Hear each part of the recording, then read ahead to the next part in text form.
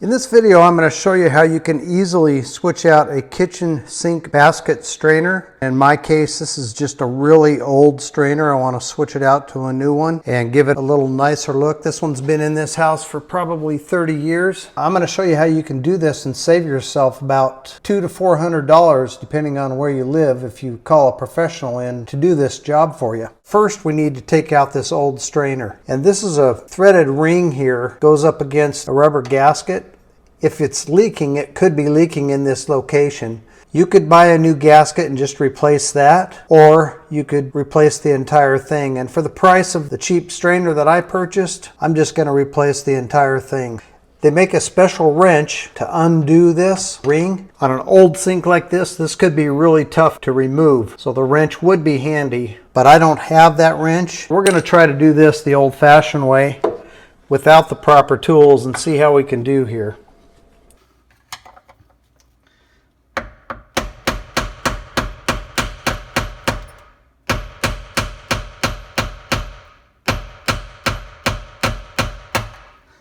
You also might be able to get a set of channel locks on there and grab a hold of a couple of those fins and unscrew it that way.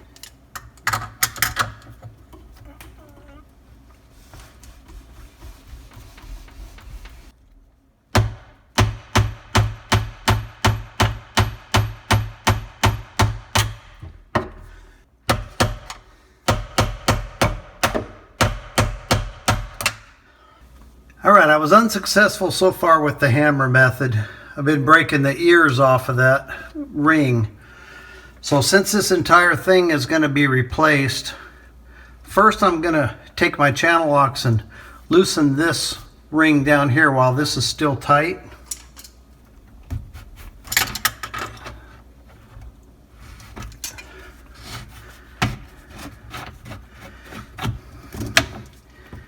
And then I'm going to take my oscillating tool and just cut this band. Use my screwdriver to pry it apart and remove it that way. Now I will cut into the drain, so it's going to be replaced anyway, so it's not going to matter.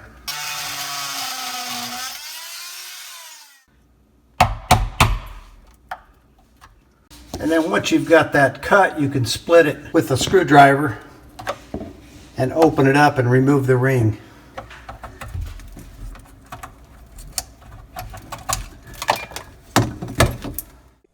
Now this one's been in here for an awful long time and all of the Plumber's putty is completely dried out. It's just crumbling.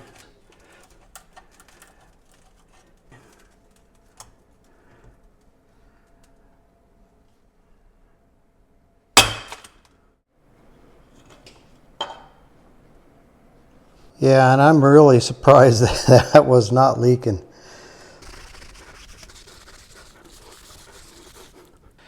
This is the tailpiece that I took off of there, and I don't know who did the plumbing on this before, but look at that cut on that tailpiece. It's likely that I'm going to have to cut this down a little bit, so I'll cut that off smooth and flush, and this will go right on the bottom of the strainer like that. So here's the new one I got. Here's the part number, EZ-FLO. Just bought this off of Amazon. I'll put a link in the description if you want to pick one up for yourself. This is on the bottom spectrum of the price range. I think it was $15 or something like that, and it'll work just fine for my purposes. So you've got the strainer that comes with it. Most of that is plastic, or at least the shaft is plastic,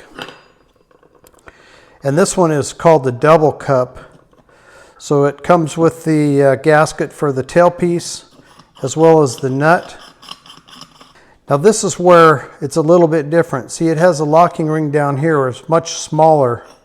You don't need that special tool, but you're going to need a set of channel locks that'll fit over this in order to tighten that down. Then you've got this cup piece which presses up against a paper or cardboard gasket. It just allows it to slip so it doesn't crinkle up your gasket, and then the rubber gasket. Then of course on the bottom of this ring here, that'll be on top of the sink, and we'll line that with some Plumber's putty, which we'll do that here next. So I just got some Plumber's putty. Again, I'll link some in the description.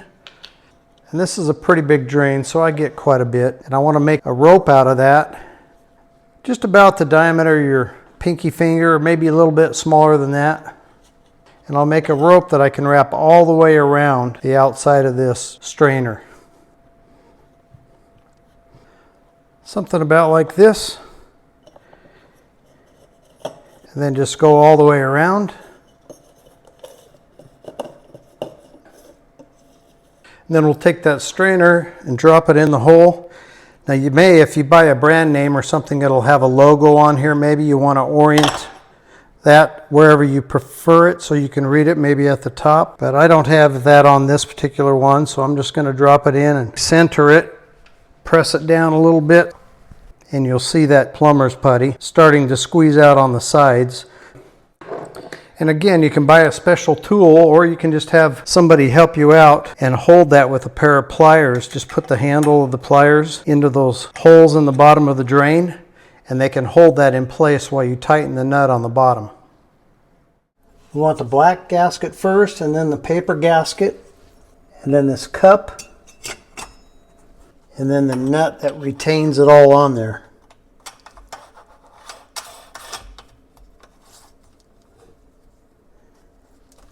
And then I'll take my channel locks and tighten this down while somebody holds that pair of pliers in the drain from the top.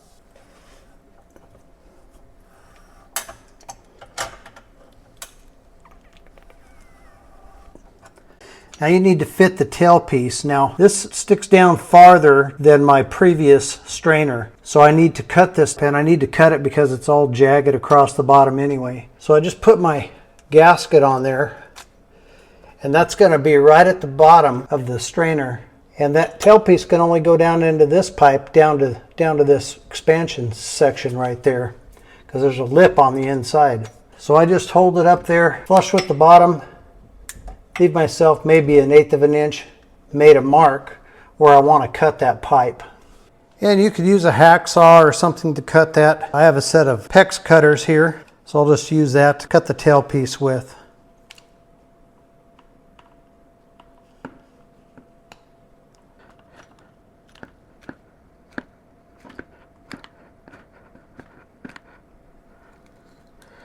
And that is a very flexible tailpiece, so instead of smashing it flat, I'm just going to take a box knife and finish cutting that all the way through and clean up the edges, and then I'll show it to you.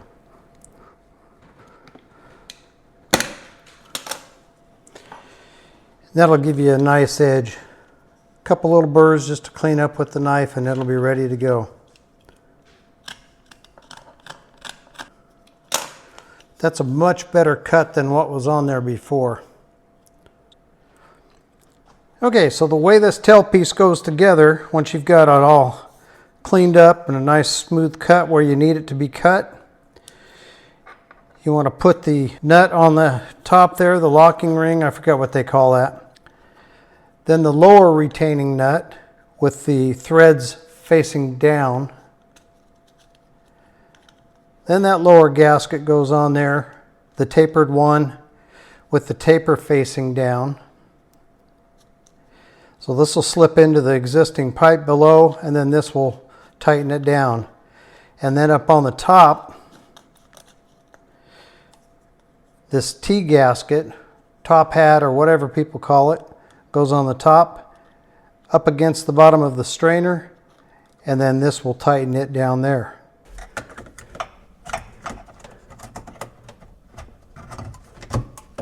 There we go. And then we've got that top hat gasket up on top there. Push that up against the bottom of the strainer, and we'll tighten that by hand. Then we'll push this gasket down against the lower pipe. Bring that nut down and tighten it by hand. And then I'll just take my channel locks and turn it about another 1/4 of a turn. But don't go too far, you don't want to break anything. So we'll just go about a 1/4 turn tighter on that one and a 1/4 turn tighter on the top one. And that should do it. Then up here on top you can see all the excess plumber's putty we have. peel that off around the outside. I'll take a rag, wipe it all down, and we'll just roll this up and put it back in the container and use it on the next job. Doesn't that look a whole lot better than it did before? Boy, I think it does. All right, we'll put our strainer in and we'll fill the sink and check for leaks. Okay, that's plenty of water. Let's go down below and have a look. And I'll just check everywhere, both with my hand and visually. Make sure I don't have anything leaking or dripping. And then I'll reach up there and pull the strainer out, let it drain, and we'll check it at the same time. See, there's no leak there at the end of the tailpiece. No leaks at the top. Nothing dripping off the bottom. So we're good. So that's how you save yourself about $150 to $400 by doing it yourself, changing out your kitchen sink strainer the cheap, easy way. I'll put links for all of the parts that I used in this project. The whole thing cost me less than $20. And you can get this done, do it yourself real cheap, and have a real nice looking sink strainer. If you enjoyed the video, don't forget to give me a thumbs up, and I'll put a video on the screen now I think you'll enjoy. If you click on that video, I'll meet you over there.